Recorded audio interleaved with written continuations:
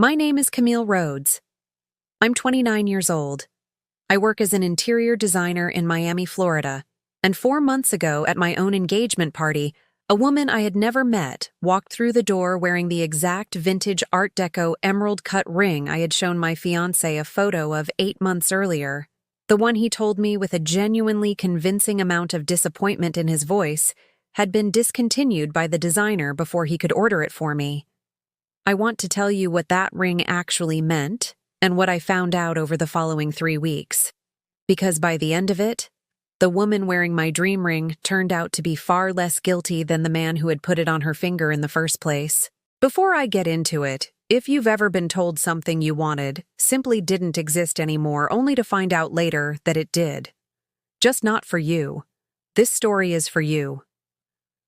Subscribe if that resonates and drop a comment telling me where you're watching from tonight because I genuinely read every single one. I need to tell you about Trevor first because none of this makes sense without understanding exactly who I thought I was marrying. I met Trevor Ashford 3 years ago at a mutual friend's gallery opening, and he was by every visible measure exactly the kind of partner I'd always imagined for myself. Successful in commercial real estate, charming in a polished, confident way, generous with his time and attention in the early months, in a way that felt at the time like genuine devotion. His family had real money, old Miami money, the kind attached to a last name people recognized at country clubs and charity galas. I fell for him slowly, and then completely the way you do, when someone seems to be studying you carefully enough to know exactly what you need before you ask for it.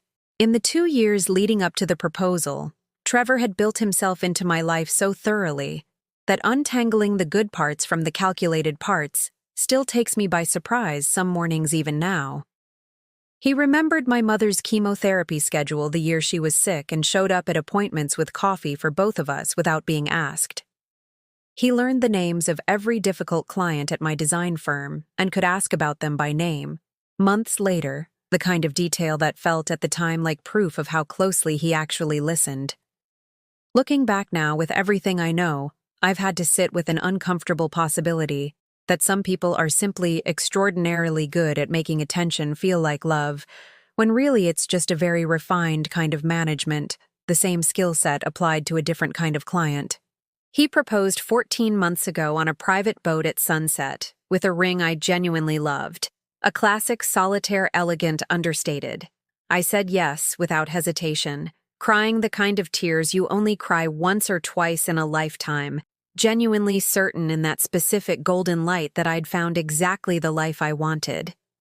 It was only afterward, in the quiet, ordinary months of actual engagement planning, seating charts and venue deposits and cake tastings, that I mentioned almost in passing during a conversation about wedding bands a specific vintage ring design I'd been quietly obsessed with for years, a 1920s-style emerald-cut stone in a mil-grain platinum setting, the exact kind of piece you find in an estate jewelry collection and never see again.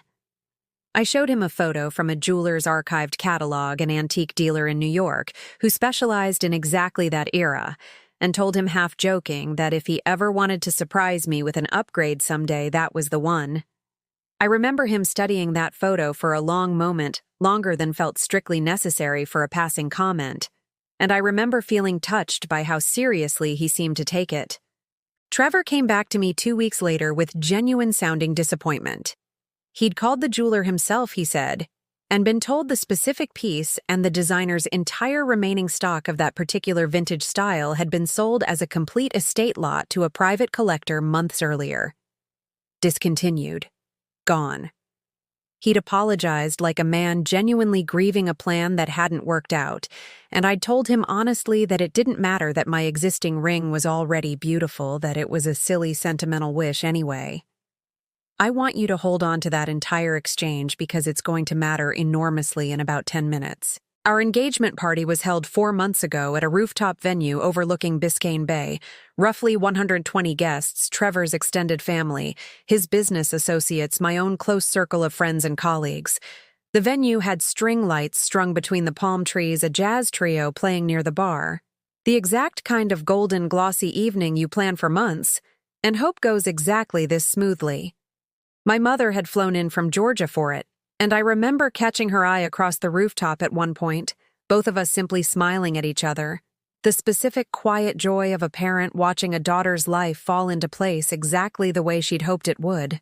I remember standing near the bar with my best friend Alicia, genuinely happy, genuinely at ease, my third glass of champagne, warming slightly in my hand, when a woman I didn't recognize walked in with a small group I assumed belonged to Trevor's work colleagues.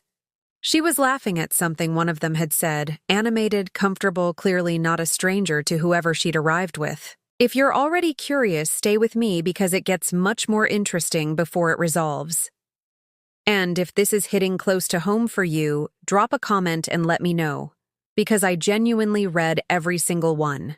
I noticed her hand first, honestly, before I noticed anything else about her because she was gesturing animatedly while telling a story to the people beside her, and the ring on her finger caught the rooftop lighting in a very specific, unmistakable way. Emerald cut. Mill-grain platinum setting. The exact vintage silhouette from that archived catalog photo I'd shown Trevor 8 months earlier. I told myself, standing there with a glass of champagne slowly warming in my hand, that it had to be a coincidence, a similar style from a different era entirely. Vintage rings aren't actually that rare if you know where to look. I want you to understand that I genuinely tried to talk myself out of what I was seeing, because the alternative felt too enormous to hold standing in the middle of my own engagement party. Alicia, following my gaze, went very still beside me. "Camille," she said quietly, "isn't that the ring? The one from the catalog you showed me."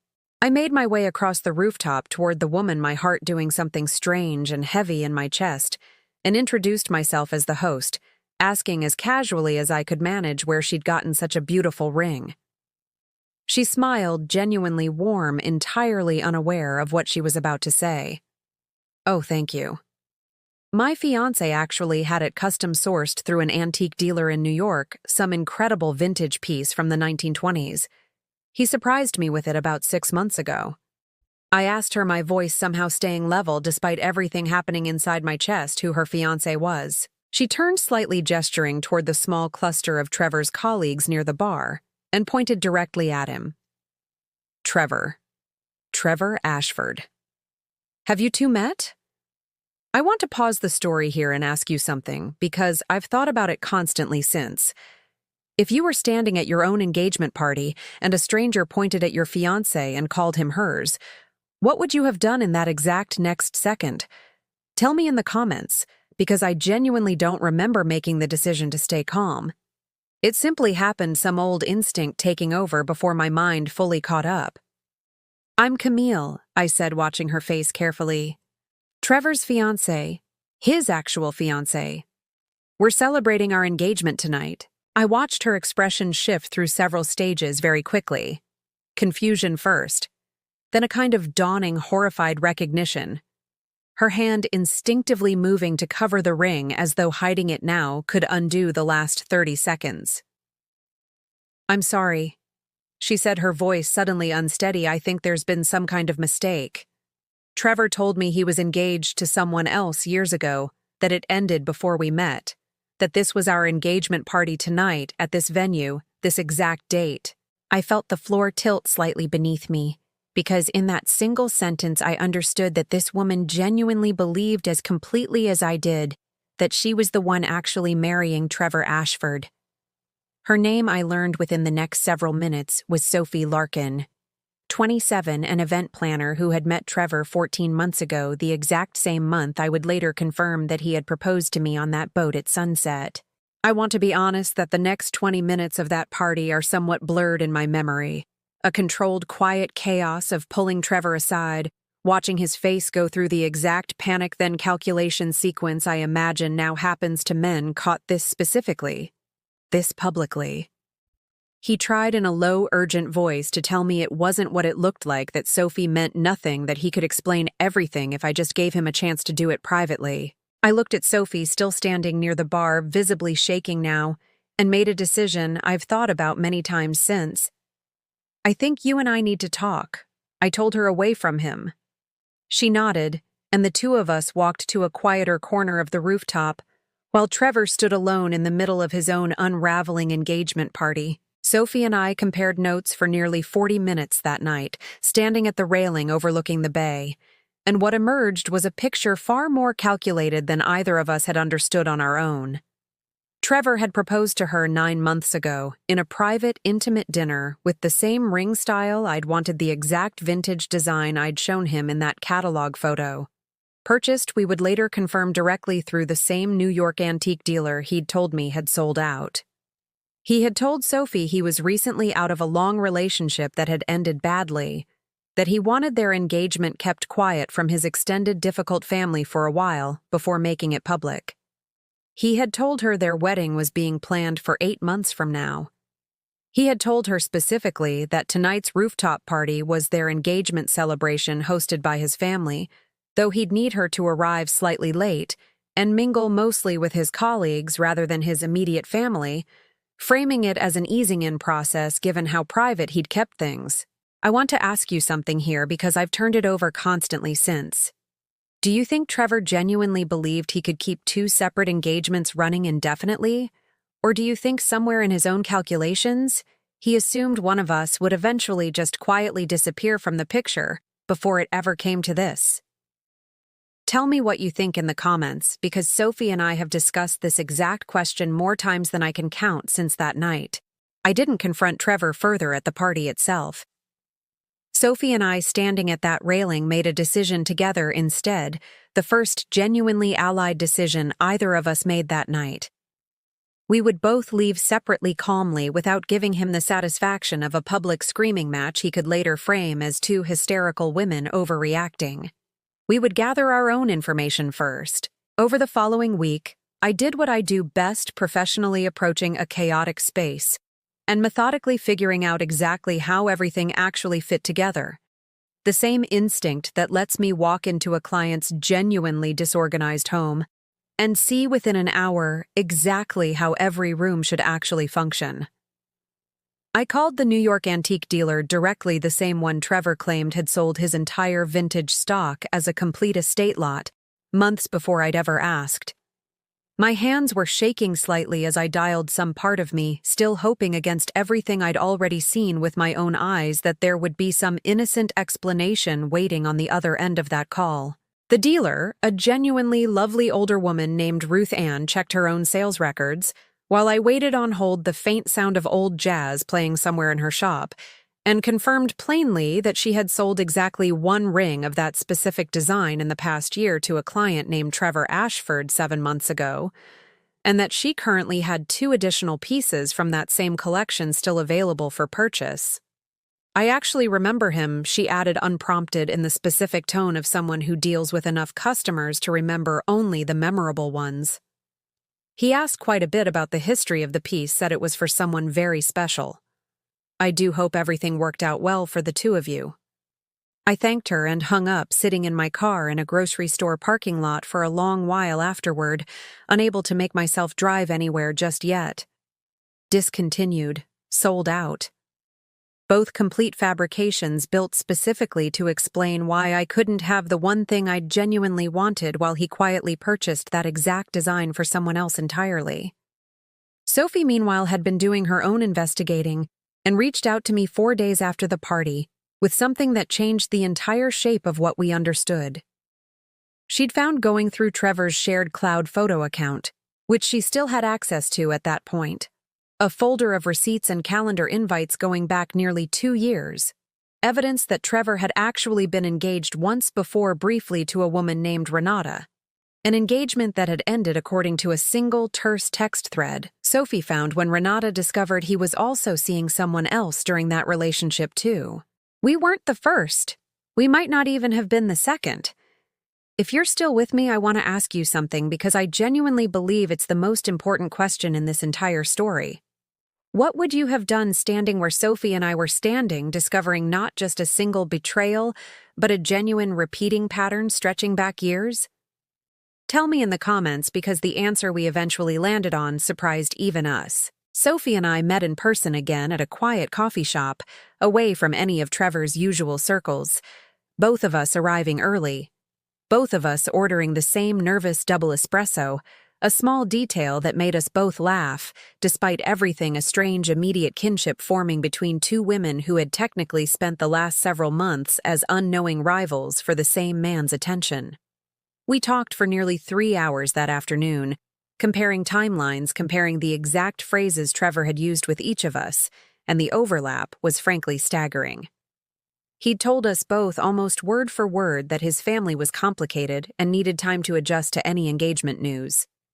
He'd told us both that his previous relationship had ended because of trust issues on her end, a phrase that once we heard it repeated identically twice, stopped sounding like a coincidence and started sounding like a rehearsed line.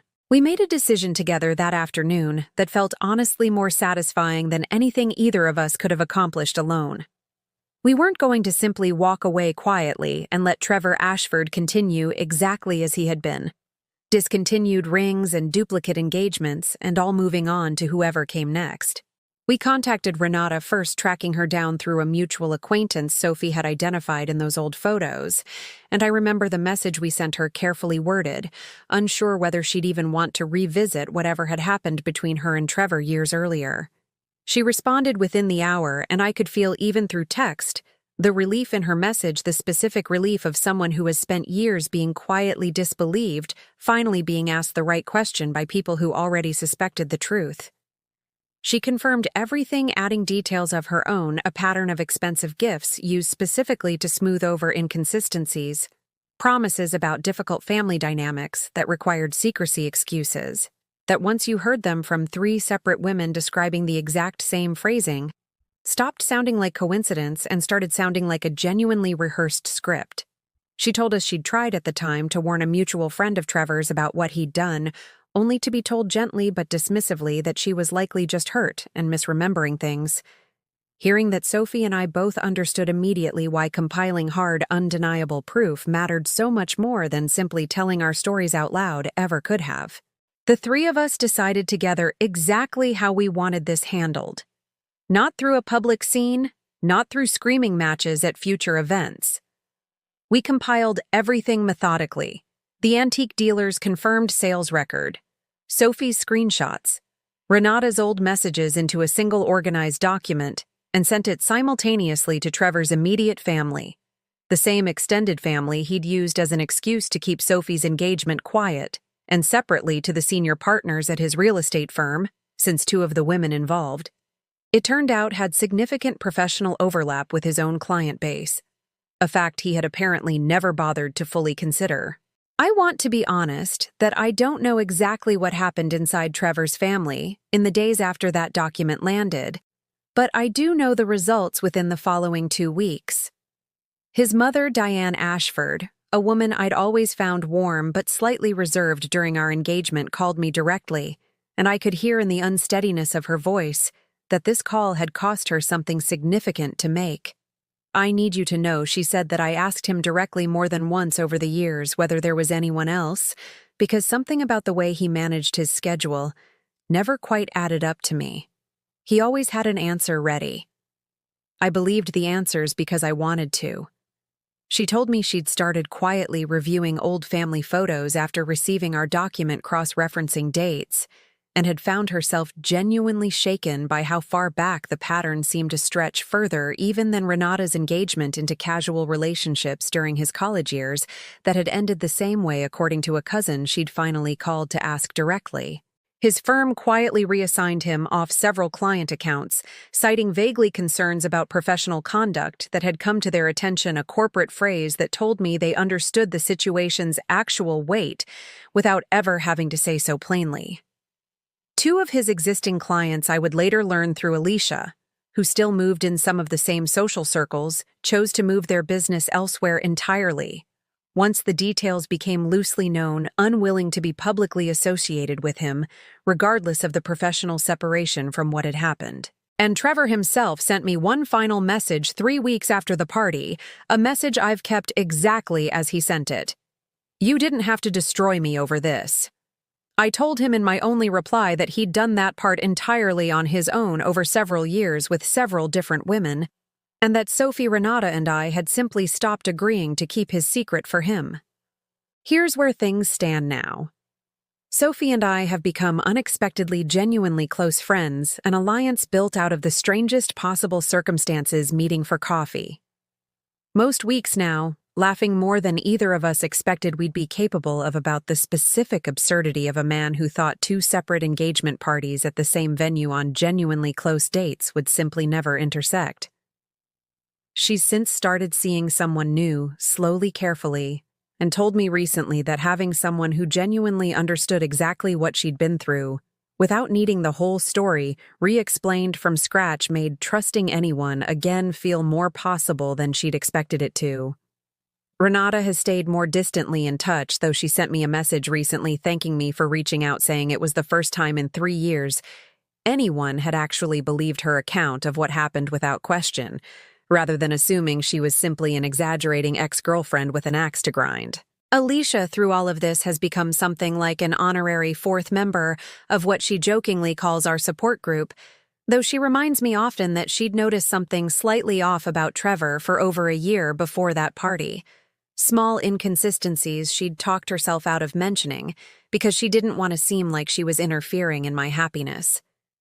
I've told her more than once that I wish she had said something, though I understand completely why she didn't, because I'm not sure I would have believed her either, not back then, not with how convincing he'd always been. I sold my original engagement ring, the classic solitaire Trevor had proposed with on that boat, and used part of the proceeds to buy myself finally on my own terms a version of the vintage emerald-cut ring I genuinely wanted from the very beginning, sourced directly through Ruth Ann in New York, who remembered the whole story and cried a little on the phone with me when I called to place the order. I wear it now on my right hand, not as an engagement ring at all, simply as something beautiful that belongs entirely to me, purchased with my own money, chosen on my own terms, answering to no one else's timeline or explanation of what should or shouldn't be available. If there's one thing I want you to take from this, it's this. If someone tells you the exact thing you want simply doesn't exist anymore, pay very close attention to how easily they said it and how quickly they moved on from the conversation. A genuine disappointment usually lingers a little, circles back, once or twice gets mentioned again months later almost wistfully. A convenient lie tends to land cleanly and get filed away immediately precisely because there was never any real grief behind it to begin with. Sometimes the thing you wanted was never actually gone. It was just never meant to be yours. If this story reminded you of a moment you were told something couldn't happen, only to find out later it absolutely could just not. For you share this with someone who'd understand, someone who deserves to know their instincts were right all along. Tell me in the comments, did you see Sophie coming the moment I described that ring, or did the twist catch you off guard the way it caught me? Tell me too honestly whether you think Trevor's family truly had no idea, or whether some part of them simply chose comfortable ignorance for as long as they possibly could. And if you want more stories like this, subscribe, because there's a lot more where this came from. I'll see you in the next one.